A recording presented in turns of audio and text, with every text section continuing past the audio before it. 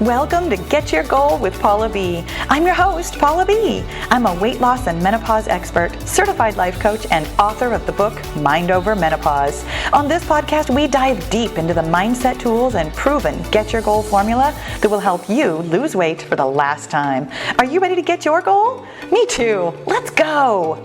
Hey, goal friend, welcome to episode number 276, the one where we're talking about Happy, Not Perfect, which was a super fun and interesting self-help book by Poppy Jamie. This episode is actually a replay of the live book club, which I host every other month, or I have been hosting every other month in partnership with Chirp Audiobooks, where you can get fantastic audiobooks for steep discounts and absolutely no monthly subscriptions.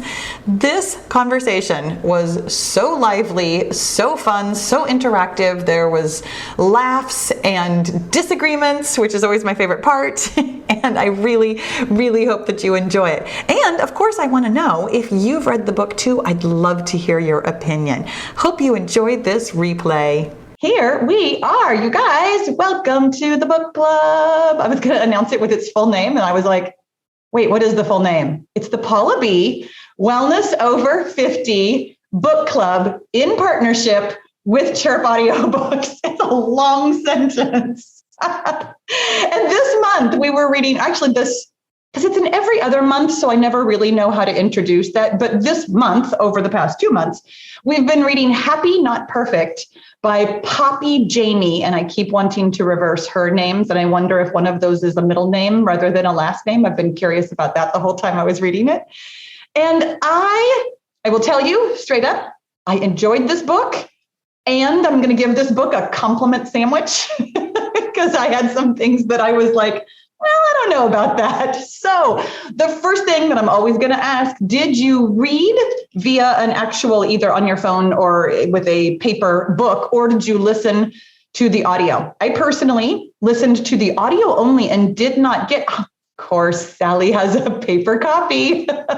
I love it. I always wonder about whether or not you guys get like a copy, or if you listen via the audiobook. Amy says she listened through Chirp, and Terry said she read it. Interesting. I was very curious listening to it as to whether or not there were a lot of like boxes or asides or things that would be more visual. I always wonder that when I'm listening to an audiobook, that some of them have a lot more segmentation than others. Debbie says that she listened. Fiona says that she was on Kindle, on her iPad. It's such a good size too. That feels almost like a book when you're reading it on an iPad. I did listen only. I think I already mentioned that. For maybe not the first time, but one of the first time in a while, I was super happy that it was the author herself narrating. You know my opinion about that. I mention it every time. I love it when it's the actual author who is narrating, because it makes all of the personal stories so much more personal. I felt like she was perfectly delightful. She had such charm and so much energy. And it made her personal stories, again, it just seemed like it was definitely coming from her.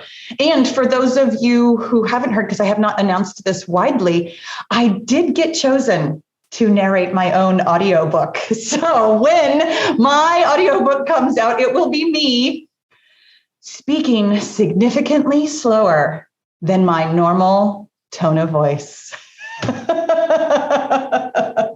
Thank you, Terry.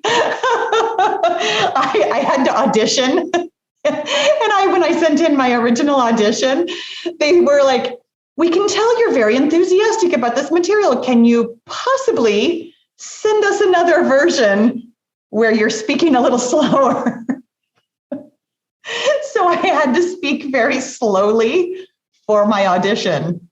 And Amy says, which is fine because we'll speed you up anyways. Exactly. I actually listened to this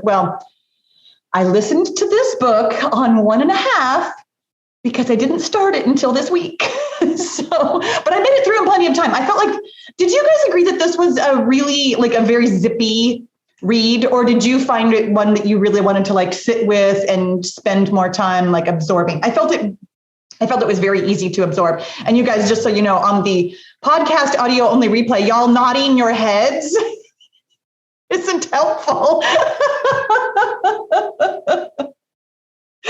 Sally says, short book in big font. Oh, interesting. How many pages was it as a book? I love how I refer to it as a book as opposed to any other kind. Almost 300 pages. Oh, okay. Which is, that's a relatively speaking, I'm going to call it a normal sized book, which, oh yeah, that is nice readable font. Oh my gosh. I could almost read that on Zoom. I love it. So, okay, sorry, I'm letting somebody in. So, of course, I've got to ask, did you like it? That's always my first basic question. Again, y'all nodding your heads. Either unmute or type something in. Terry says yes with an exclamation point. Yes, I love it. I really enjoyed it. I probably would give it a rating of a 4 on the Goodreads rating scale of 1 to 5. Yes. But there was a lot of it of, oh, you mean like feeling your feelings? Oh, you mean like just examining your thoughts? So I definitely kept taking all of her things and just applying it to what I hear you talk about. We've talked about that at the last couple of book clubs, and I do find that to be one of the most interesting things, being in, the self-help space also, is that those of you who are very familiar with my message, who listen to the podcast and or are in the Get Your Goal group, that you do after a while start to read other books and hear other things through my lens, which is how I read it too, obviously. That there were lots of things in this book that I was reading, like through my own way of thinking about things, which of course is why I disagreed with some of the book. Also, in general, I found it to be very readable, very interesting. I thought she was a little young a couple of times. That was probably, speaking of my compliment sandwich, there were a couple of times where she talked about things that I thought, gosh, I really haven't felt that way in a long time. That there were a lot of anxieties and situations that she felt very enmeshed in, that I realized I thankfully, definitely one of the perks of being in my 50s, there were things that I was like, gosh, that just doesn't resonate with me at all. And I was curious if you guys felt the same way about, not that it was an age barrier in any sense, but just that there were some things that didn't resonate as much, where she was very clearly speaking to a younger audience. And Amy says, but I did appreciate that they were her own stories. Absolutely. I have to tell you, that was one of the things that I loved most about the book, was just how much she shared of herself, how vulnerable she was, how very much she was willing to dive into her own insecurities and tell her own stories. And it, in my opinion, didn't really come off in a very like a self-deprecating way, or even in a kind of performative way. How sometimes when people say they're being vulnerable, how you're like, is that vulnerable? Or are you just speaking to your audience in a way that's like performatively vulnerable? Sometimes it feels a little bit businesslike. And Amy says it felt very Brené Brown. I agree, which she mentioned numerous times was an influence of hers. Okay, so this will take me to the other part of my compliment sandwich. Did you find that the constant referencing and quoting from other people and other experts, did you find that helpful or not helpful? I have an opinion, but I'm curious about yours first, about whether or not it seemed helpful. Yeah, go ahead. I did not particularly find that helpful. It actually felt to me like I really appreciated her own ideas, the ones that belong to her. Mm-hmm. And I've read Brené, and I've read this one, and I've read that, and Oprah, and whatever. And, it's like, I really just wanted to hear from her. Yes. So that I didn't love it. But I thought that kind of spoke to how young she is. and that I agree. looking for credibility through the citations. I agree. Well, and for me, there were a couple of notable citations that I was like, "Oh, that kind of took me out of wanting to believe what you're talking about." Just because there were some people that she quoted that I do disagree with, and there were some people that she quoted that I didn't know at all, and therefore it didn't either add or take away it. Much as you said, I mean, I agree fully with what you said, that it kind of watered down what she was saying to just stand on her own ideas and give an entire book about here's what I think and here's what I do and here's how you can do it. And Sally says, I'm going to disagree a bit. Tell us all about it. Yes. Yeah. Maybe it's the way I use the book, because I did find her, as we said before, I found her young. And she was also, to me, she was doing this whistle-top tour of a whole collection of different things and different people she'd have on her podcast and extracting little bits here and there. Mm-hmm. And I prefer a deeper dive. So the fact that she referred to people, I would either skate over it as kind of yes, but in certain places it was like, okay, I'll go and look. I'll look at that book. I'll look at that person. And that was actually quite interesting. So I kind of didn't find it distracting, because I could just go, oh yeah, I'm going to look more. I mean, the person I probably enjoyed the most diving further into was Joan Rosenberg, who I hadn't heard of at all. I hadn't either. That was one of the ones that I was like, oh, I don't know. Yeah, no, I'm finding her really interesting. So from that point of view, because of how I was reading the book, which was this kind of, familiar idea, met that with Paula, that translates, kind of browsing my way through in that kind of way. I actually didn't find the references disturbing, although I did seem a little bit of a name drop in places. My friend, whenever I've got a problem, I phone one of these 10 experts in their field. Which I was wondering about that too. I was like, do you really? I mean, is that available? I thought that was very interesting. And I love how you obviously spent more time with the book than I did. I love that you took the ones that seemed interesting to you on that deeper dive. And I can definitely see how using it almost as I can't come up with the right word, almost as a reference to continue on with would be, in fact, very helpful. And that's a very good point. Amy says the quotes I enjoyed were not hers. So for me, it took away her credit of writing the book, as she was relying on so many others. And and Terry says, I get how she was crediting the quotes and ideas, but it was often distracting and broke the flow of her writing, which I am curious about whether or not it read differently than it sounded. Via the audiobook, it didn't seem to break the flow in the way that it might have visually.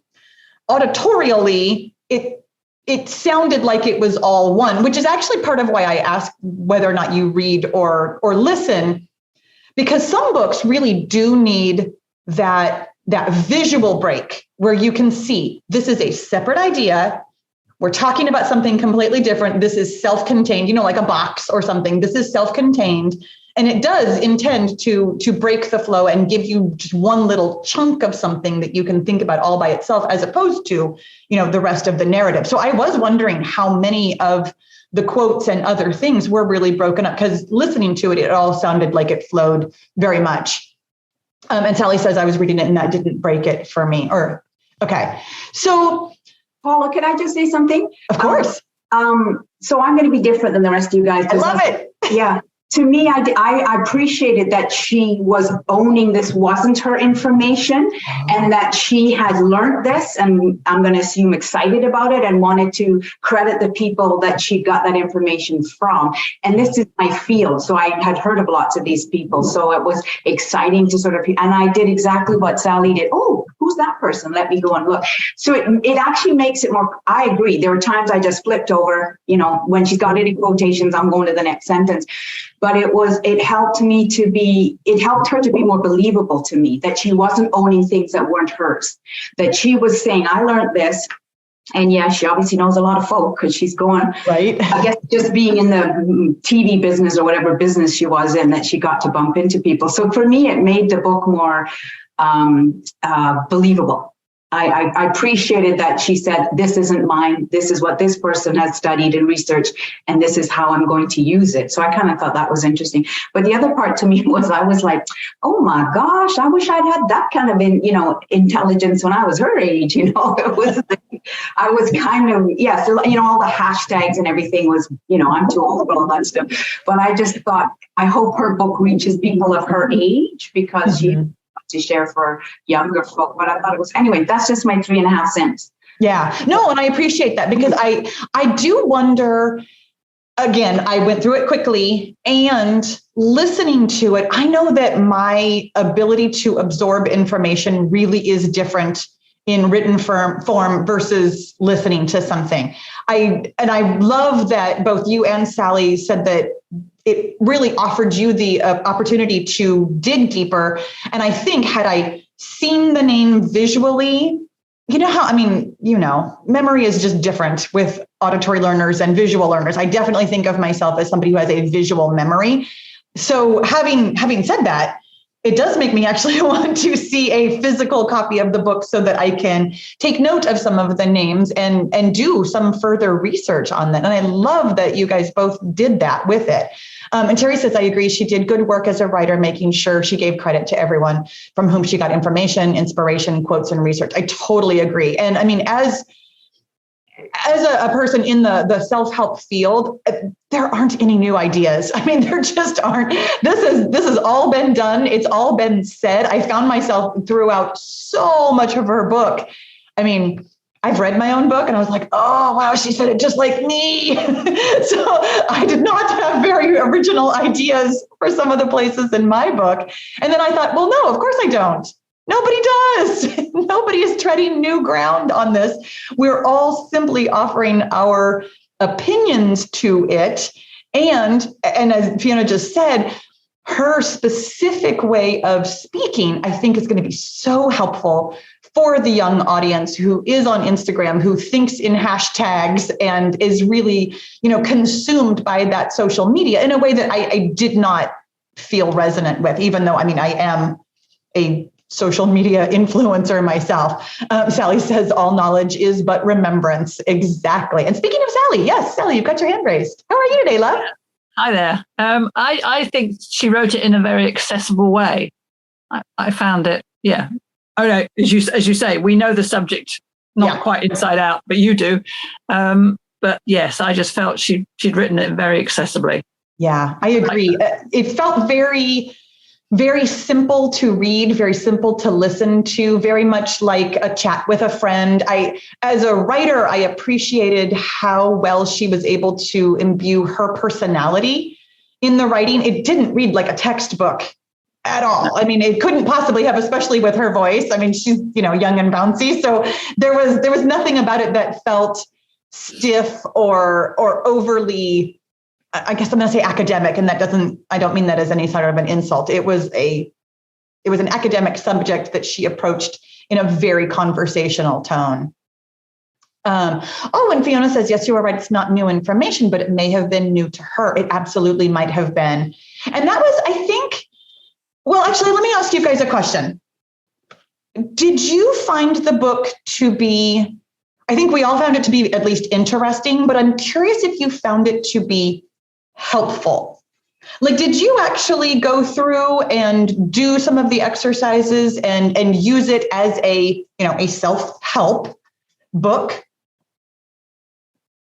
Mary says there are no original thoughts anymore. It's true, but new ways of presenting the information and new stories to tell in terms of, like personal experience with the information, which is what I think a lot of writers do nowadays, is simply tell their own story through the lens of what they have learned that has been around, for generations. Okay, so I saw some nodding heads. Again, not helpful on a podcast. But yes, tell me how you thought it was helpful. I saw some nodding. Sally says, yes. Oh, and I intend to do more. So sat with each of the exercises and moved through them. Oh, fantastic. Yeah. I think it will help me personally. Wonderful. My anxiety. Yeah. Well, and that was, I mean, one of the things that I thought was very interesting about the book is that she presented it as, oh, this is helpful with anxiety, but then had a lot of, in my opinion, further reaching ways to be helpful than strictly anxiety, which to me personally, I got to be honest, I was about at the 80% mark, which I don't know how many chapters that was. And I thought to myself, oh, cool, she's wrapping this up. This was fantastic. This was really helpful. And then there was still 20 more percent of the book. And it was like, well, where else is she going to go? And that's when I thought the back 25% or 20% got a little bit farther reaching than maybe she had intended to. Yeah, agreed. And Amy says, no, listening makes it challenging for me to do that. I agree. I do think that is one of the drawbacks of listening to a self-help book, especially when it does have like, here's an exercise, here's something to do.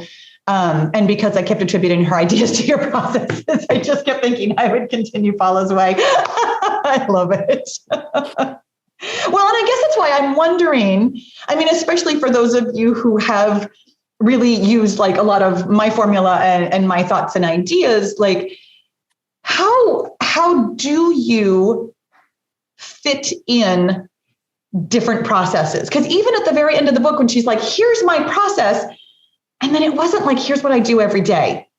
It was like, here's my process in my life. At different times, I do these 12 different things. And it felt a little, to me, it felt too big to be accessible. It didn't feel precise enough, I think is the word I'm going to use. And I'm very curious if you got more precision out of it than I did. I was going to say, I can't remember what she called them, but it was people like mentors that you have for each type mentors, yeah. Yes, that you for each situation, and who might those people be for you. And I kind of liked that thought exercise to go through that because I have different friends in different areas that I would look to. So I thought that was helpful. And that's a really interesting point because that was one of the things that she laid out as, okay, do this that I didn't spend time with. I had an opinion, I'll be honest, I had an opinion when she was saying that because it came right after she had talked about how she's trying really hard not to do what other people say and how to like, stand on her own 2 feet and listen to her own wisdom, but also I'm totally going to listen to these other people. I felt it felt like a little bit contradictory to me. I totally see the wisdom in being able to like have mentors. Absolutely. I mean, absolutely. It was just the timing of it for me in the book where I was like, oh, how interesting. Yeah, Amy. So, right. So I had 3 things that I took away from the book. And so that one I really liked because it was a flexi mentor and I just liked the way it sounded. Yeah. And so the way I interpreted that was my goal friends. Mm-hmm. And that's how it felt useful to me because I know that when I journal or when I post something, I'm going to get feedback. Mm-hmm. And so it's not so much that I'm listening to other people, but I'm asking for reflection and it sort of opens me up to some other ideas about what it is that I was thinking about. And then she had 2 other things that I really liked, also because I liked the way it sounded. I liked FOBO, the fear of bad outcomes. That was funny too. And I loved ANTS, her automatic negative thoughts. Like, so can I tell you guys something? I have that in my book. I almost lost my mind and I use it differently, but I was like, okay, so I'm not that clever. Or you are. Or I am. And there's really only some knowledge in the world and we're all going to use it the same way. I know, right? But I thought anyway, I was especially bothered by the ants, to be honest with you, because I was like, oh, I hope it doesn't sound like plagiarism that I have used this same thing because her book came out, technically speaking, before I wrote mine. I just had no access. I, hadn't accessed it until now. So funny, bothered by the ants. Exactly. Oh, and there's ants in another book too. Okay, well, good. If all of us call them ants, then I don't feel bad about that. Oh, and Amy says, I must have listened too fast as I am still not sure what flexing is. Is it just noticing your thoughts? Yes, except for, and this was, I mean, for me personally, this was the thing that I had the biggest problem with in the book. She never, ever, ever, ever acknowledged that your feelings come from your thoughts. Ever. You feel some way because something triggered you. You feel some way because somebody said something. You feel something because of circumstances. There was never, ever, I mean, she said, listen to your thoughts. Absolutely. I mean, that's what she was talking about, the automatic negative thoughts. I mean, she had a lot of like that brain science and the, negativity bias and confirmation bias and all those kinds of things. But she never talked about how those thoughts actually create your feelings. She attributed feelings to circumstances. So yes, but also kind of no. What I got out of the book was that she was saying, acknowledge your feelings, not so much listen for your thoughts, like recognize that your thoughts are happening, but pay attention to your feelings. And maybe she hadn't interviewed a CBT expert in her podcast. I know, I kept thinking that. I volunteer. I totally volunteer. We agree about almost everything, Poppy. Let's talk.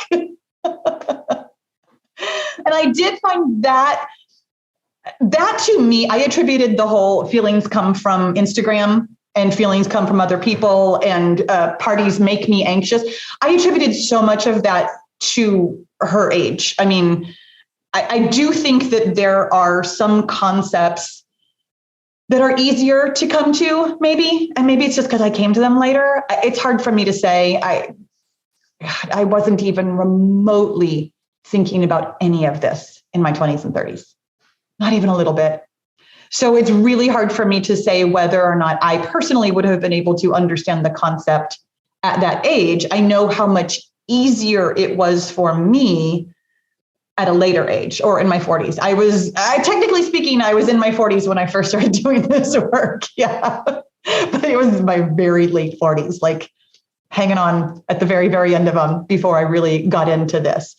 So yes. And I think coming back to the question about what it meant to be flexy, I personally, and again, this really might have been because I was listening instead of looking at it. Was there some point where she basically had like a one page of this is exactly what it means and this is what you do? Or was it really everything throughout the book? I know that there were the 4 C's of being flexible.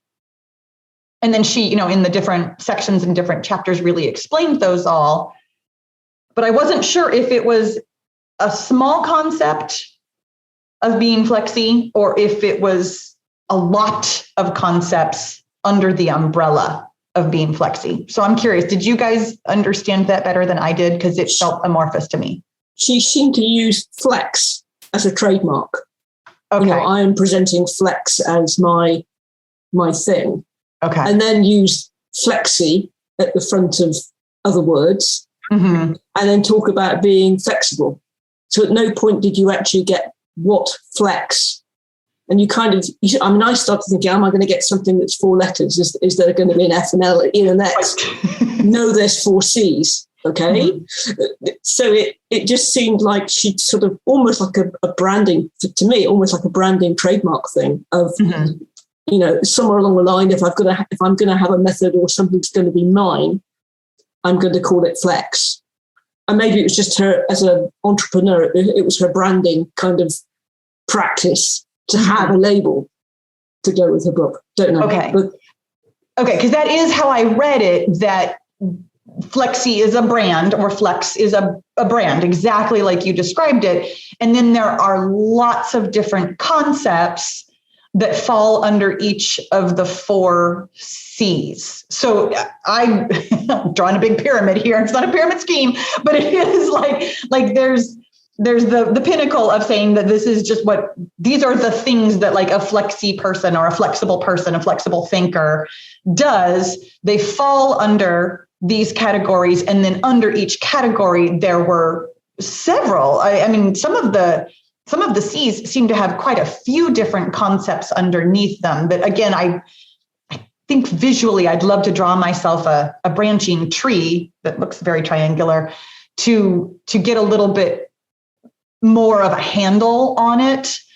And Sally says, I think having a neurotherapist mom would have helped her progress. I wonder though, I was very curious about that. I thought that was very interesting. This was one of the parts of the book that I was like, oh, you're walking a fine little line there, where she talked a lot about, like upbringing, can do this and can do that. And then she's like, but my family was great.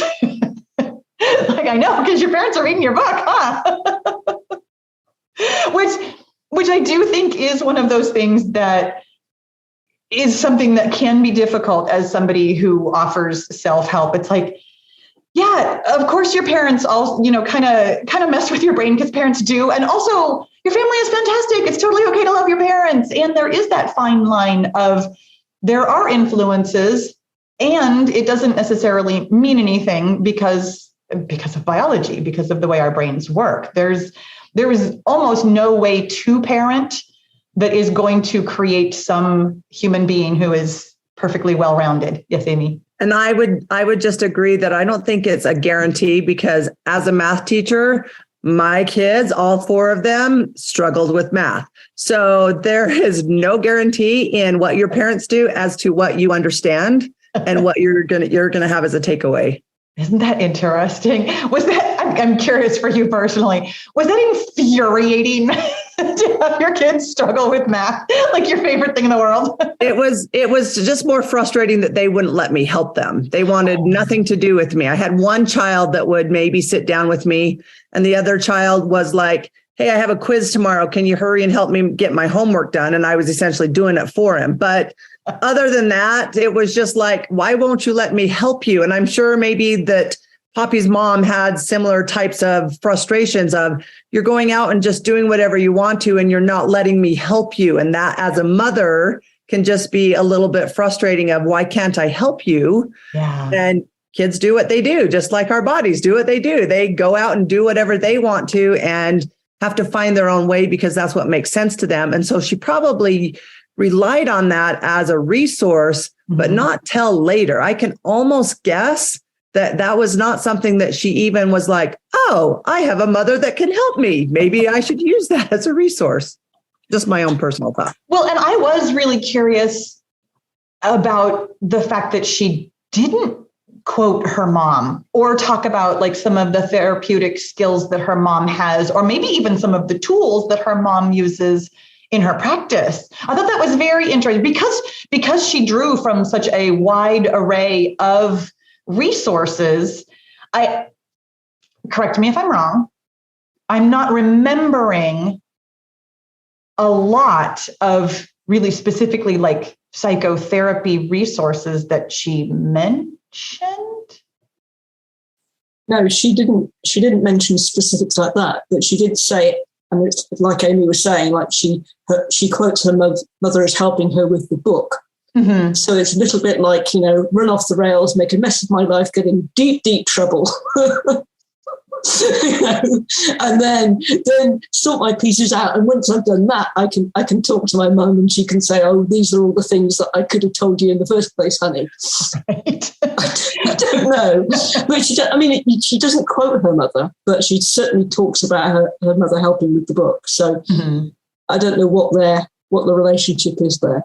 Yeah. Well, and again, because she did offer, I thought she offered lots of different tools for different situations. And again, having had access to psychotherapy tools from her mother, and I mean, just in the world, if not her mother specifically, I didn't recognize any of them as being specifically like from psychotherapy, which I thought it was coming back to the point that I was talking about earlier about how I thought the last 20% probably could have just been chopped right off the end of it. I felt like she kept talking to the point where she couldn't help but reverse herself, where she said, oh, don't use affirmations, but here's some affirmations for you. And don't rely on other people, but definitely rely on other people. And don't do this, but also here's this exact thing you should do. And it's like, I remember given my my contract of how many words I had to had, I vividly remember being like, how am I going to fill the last 2 chapters? And that's kind of how I read her book. How am I going to fill the last 2 chapters? I've really said everything I wanted to say. So now I'm just going to throw some more things out there. Maybe this will help. I know that sounds very critical. I'm just waiting for the 1-star reviews on my own book, you guys. I really am. I promise you, I'm not putting them out in the world for that exact reason. I will tell you that one of the things that I did do on this book, let me tell you a story. Can we have a book club? Oh, we'll definitely have a book club. So when Chirp approached me for this pick, the original book that they gave me was a different one. And I don't even remember the title of what it was, but they had said, because I had several months ago, I had been like, here's 12 titles I'm willing to read.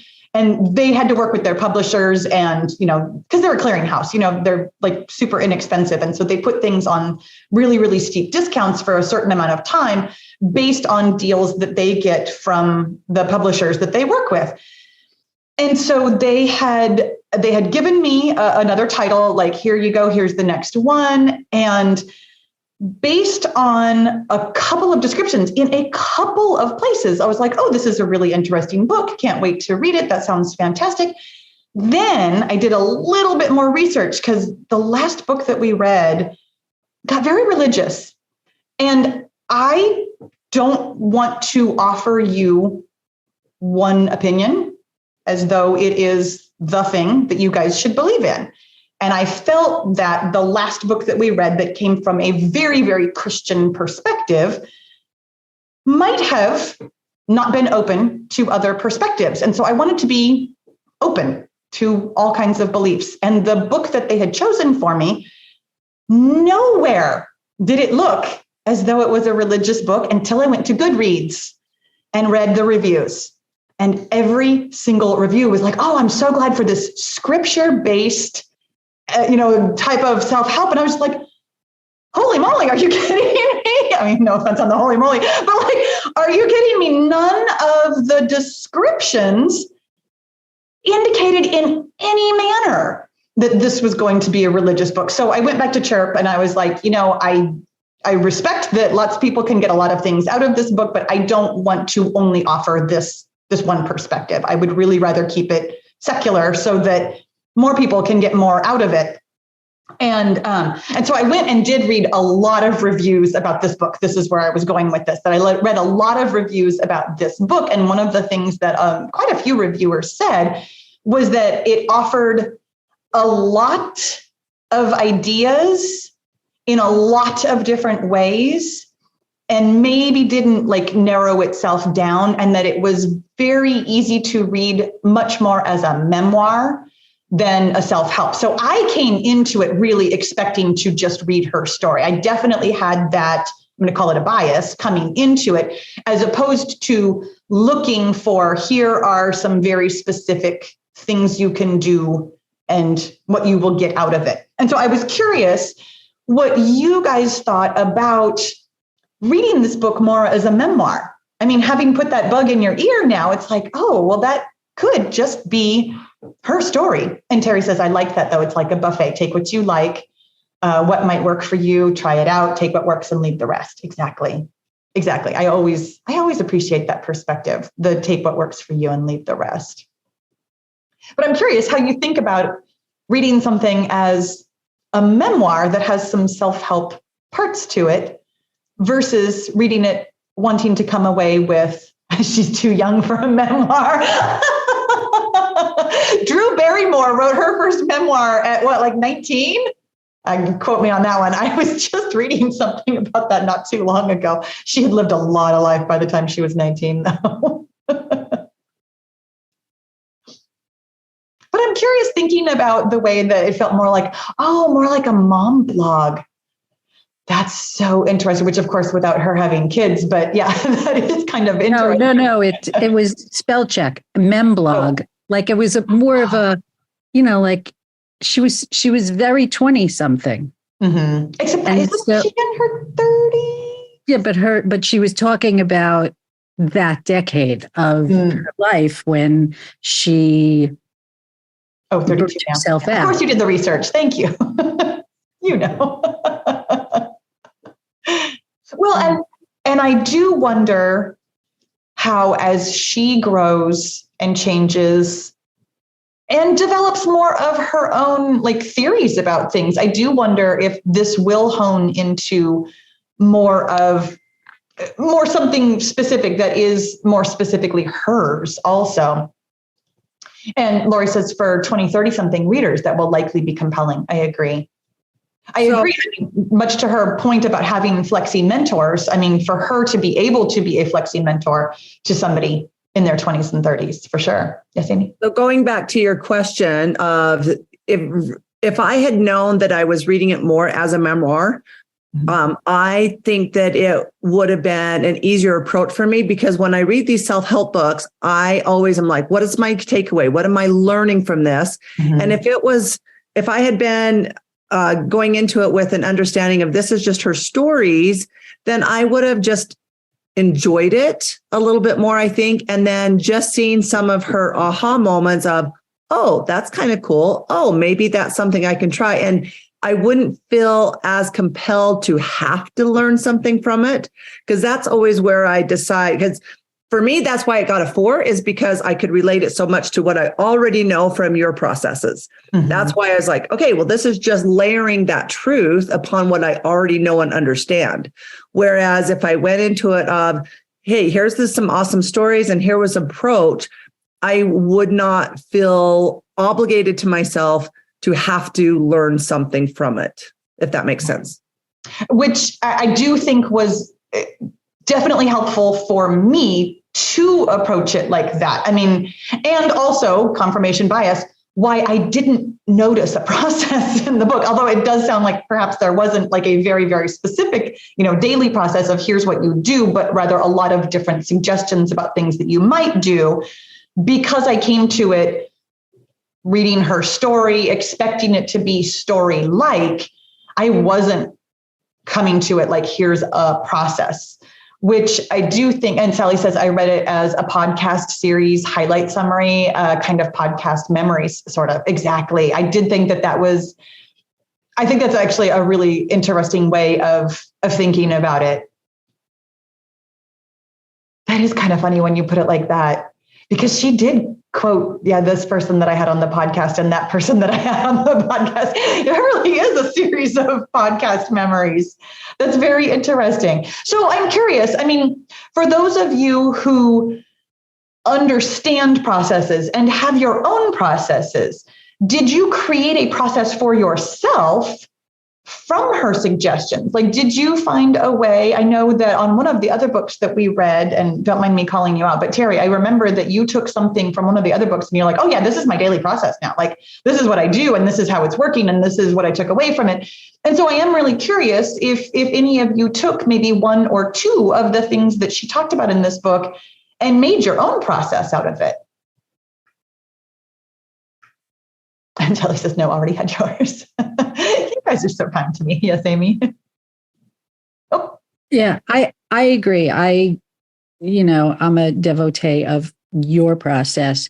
However, because she's so young and she speaks in a younger person's voice, it's a good resource, which I have shared with some of my younger clients for whom it's much more accessible. Yeah.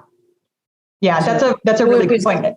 Yeah. So thank you, because it's a good resource for them. Oh, for sure. For sure. And I think that's why I was particularly pleased with this choice. I don't know that I would have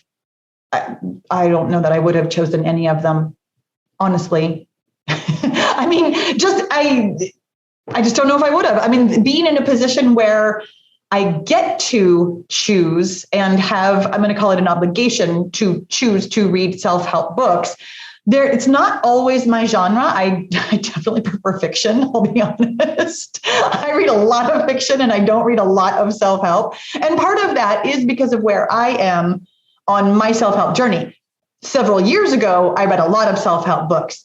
having developed my own process, having developed a lot more trust in my own brain and my own way of thinking about things, I really don't read a lot of other people anymore. I mean, other than for the book club, I really have created my own process, which is why I'm asking what you took away from to put into your daily life. And Amy says, agreed. Sally B pointed out the help she is giving to others in her blog. Those not already set in their ways may find it helpful. Exactly. And I am curious, for those of you who have either children or nieces or nephews or people of that age in your life, I mean, I imagine this will be a resource that you could recommend. Yes, Terry. Let's get you unmuted. There you are.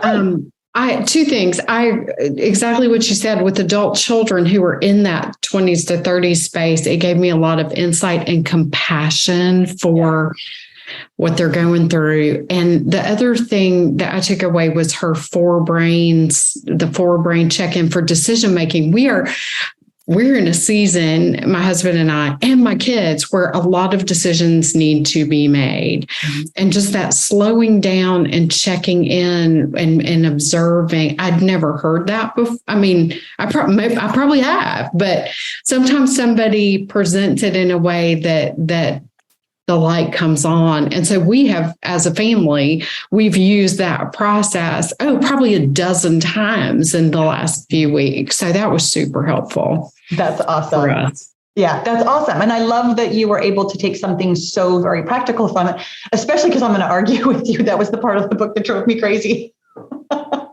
We have one brain.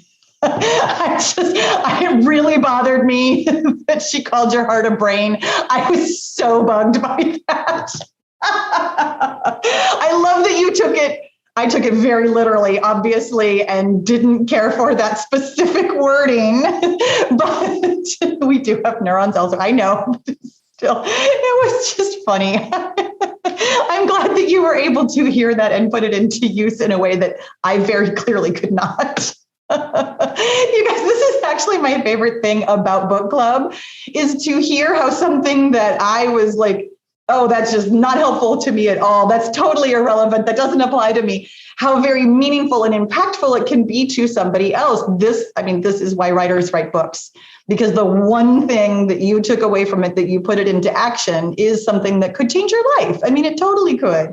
And I love knowing that this was accessible to you because of that. So I am curious, had anybody heard of or listened to the podcast of or known about Poppy Jamie? Because she is so young. I mean, she is outside of our demographic. Was this like truly brand new to you, the way it was, or the way she is to me? Lots of nodding heads, y'all. I feel like as a Brit, I should have known of her, but I didn't. Yes, you have an obligation. How come you don't know all British people? I don't know if the other Sally can cover it. I mean, I feel like she might have been on daytime TV somewhere as a kind of celebrity young person, and I wouldn't have watched it. But yeah. I don't know. Then she went stateside, so she's all over to you guys to know whether you knew of her or not. Well, but I didn't get the impression that she was on TV in America at all. As far as I know, she's an Instagram influencer. So therefore worldwide. I don't think, did she talk about being on TV in America? I think all of her television experience was in the UK, if I remember correctly. Yes, I lost the track. I think she went to America, fell down a hole, and that was part of her. I hate to say throughout her story, rather than kind of following her story, I just kept thinking, my teenage wasn't like that. My 20s weren't like that. I just kept on thinking, here's this person trying to sort of make herself relatable, and I'm not relating. I'm not relating at all. I gotta be honest, because I, of course, did go look her up on Instagram. And for all of her talk about, oh, I was so bloated and I always go to food and I have a problem and I don't like see myself as this kind of person, her Instagram is 100% her looking beautiful and glamorous and young and thin and all of the things that she's like, oh, don't go to Instagram looking for that. But also here I am, like portraying this totally perfect life. That was something else that I was like, okay, she talked long enough to kind of contradict herself on that specifically, because looking at her Instagram, they're very curated pictures. They're not necessarily as highly filtered as some people's Instagrams are, but in general, I mean, it's still very much, this is my glamorous life. This is me looking beautiful, which I thought was kind of interesting. Oh, she does offer a puppy face picture in the book. Oh, that's so good to know. And she might have put that on Instagram. I didn't scroll through her entire feed. I just looked at more of the more recent ones. And she did talk about the falsifying of her Instapics. She didn't look that bad in that picture, I have to say. It was kind of, look, this is me after I've been in bed and can't get out and my hair is matted and I'm having a bad day. And I just thought, you look really normal to me, but they're okay. Which truly speaks to the point of the book. You can have an opinion about yourself and your looks and your life that are not what other people see on the outside at all. Oh, yeah, she's still really beautiful. Yeah. That's interesting. I did not scroll far enough to find pictures like that in her Instagram. Her more recent ones are definitely party dresses and good times and stuff. Yeah, she says, that's me in bed, teary cheeks, body aching, heart heavy, gross sores, stomach bloated, swollen face. And then she discusses the drive to be perfect and don't do it, which is good advice. Yeah, well, exactly. I think that was the other thing. That to me was also a very, I'm going to say, young part of the book, and or different from where I am, and possibly just different from my experience. Kind of like what you were saying, like, that wasn't who I was in my 20s. I was not driven in my 20s at all. I had no motivation. I had no drive. I was not the kind of girl who was going to put together a multi-million-dollar company in my 20s like her at all. So therefore, that part of like the burnout, I didn't find especially relatable. I did find that to be very interesting. And I am curious if any of you also either related or didn't relate to that talk about hustle culture and the drive for perfection. I mean, I definitely see that I have like some perfectionist tendencies, but I didn't relate to a lot of what she was talking about in that particular way. Lots of shaking heads. I don't think I understood the hustle culture that she was talking about, but I definitely tapped into that idea of perfectionism and the expectations that go with that, because that's something that I've been having to figure out from my own personal childhood, and just that expectation of, that the task thing as well. I think she talked about like checking off the tasks and being able to be recognized for all of the tasks. And maybe I'm mixing books up now, but so I did recognize that part of it, but yeah. Yeah. So then when she was talking about that, did that help even that particular part of the book feel more resonant and more like there's, I guess, maybe even more reassuring, like, okay, there is a light at the end of the tunnel. Like when you agree with the hard part of their story and can see their transformation, I do find that to be helpful. I mean, I have opinions about that, but I'm going to ask you first about whether or not watching her transformation just in and of itself seemed like a helpful part of the book. Yes, because for me, just knowing that somebody else is going through the same experience is what's helpful. Yeah. So regardless of how her end result was and my end result are going to be different, just knowing somebody else is going through the same thing and that they are able to get through it is, to me, the helpful part of it. Yeah, exactly. And Sally B says, agreed. And Amy says, who takes a picture of themselves when they feel like that? Somebody on Instagram trying to be #vulnerable. I I'm teasing. I have no idea why she took that particular picture. I don't even know if she was like an Instagram influencer yet. I don't remember that particular part of the story. Yeah, I think that's when she was doing the Poppy Bags business, whatever her expensive pocketbooks were. Yeah. Okay. So yeah, she probably was already on Instagram, at least a little.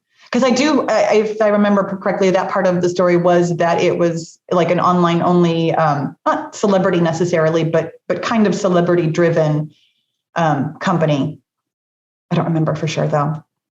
And Sally says somebody in their 20s takes pictures of themselves. Somebody in their 20s. Well, not everybody though. My kids are in their 20s. They don't take selfies. They really don't. They're on Instagram a lot, but not that kind of constant I have to keep up sort of a way, which I'm very grateful for. But here's my final question. Oh gosh, yeah, definitely final question. I'm curious how you read the book, whether or not she, okay, no matter how I ask this, it's going to sound really judgy, so you're already going to know my opinion. So let me just tell you my opinion. I was a little concerned that she hadn't completed a transformation. The way that she was talking closer to the end about, I'm still talking myself off the ledge, and I call my mom a lot, and I still have to do this, and I still have to do that. Now, granted, I still do journaling work every day. I'm still in my brain. I'm still doing the work. But her story of where she is now didn't quite seem like she was as far along as she wants to be. I don't know how else to phrase that. So let me ask her opinion, because maybe I know I was reading it quickly, and maybe I was reading it through my own lens of a judgment. I think I'd like to see her further along. I'd like to have her say something like, I don't have to call my mom anymore. Like, this is how I'm dealing with my anxiety, is that it's not really anxious anymore, because that is my own experience. I mean, I have had crippling anxiety that I don't experience anymore. Like I don't. And so I'm curious if you guys read it that way, the judgmental way that I read it, or if you saw her as being very nicely far along, that everything that she was saying was helpful. I'm going to say it worse than you, and I'm going to say to me she seemed half-baked, along which you could take as a terrible criticism. No, I mean she's part of the way along something, and although she's lived whatever life she's lived, she's still got plenty of other things to face and do. Yeah. I think so. Sorry. Go ahead. Sally. I think it's still obviously a work in progress. Isn't everyone's life? Yeah. But I feel she's equipped herself with the tools to face the challenges as they arise. Yeah. Hopefully. Yeah. Yeah. She's not saying I'm there. I've reached the goal. Exactly. Which, I mean, I don't know that there is an end goal. And I that's why I'm struggling to articulate it. I don't know what else I wanted. Yeah, go ahead, Amy. So I think she presented, at least in the beginning, like, here's how I fell into this quicksand and got myself out of it. And so here's my podcast and my tool and my app and my this, and this will fix you like me. But then she's really saying, like, I am a work in progress, like, which is like why I would much prefer to read like something that Brene Brown wrote. Is she comes out right up front and says, here are tools, here's how you can be present and in the moment and be a better version of yourself, but you're always going to be working on this. Yeah. And so she didn't really acknowledge it. She sort of, I think, sold or tried to sell, like, here's the package, here's the tool, be flexy, and then you'll be off the ledge forever. But you won't, like, nobody is. Yeah. Exactly. And maybe, I think you've articulated it so much better than me, that she kind of made a promise that was undeliverable. I mean, not just that she made a promise that she didn't deliver on, but it's literally undeliverable, because because it was such a closed circle of you'll be happy. And it's like, well, sometimes, yeah. And also sometimes you'll still be a wreck. Like that's the human experience. So done, but not finished. Exactly. That's the nice way of saying half-baked. I love it. And Laura says, didn't finish the book, but that actually would let me off the I must never have anxiety, unhelpful thoughts, and unmanaged mind again book or a hook.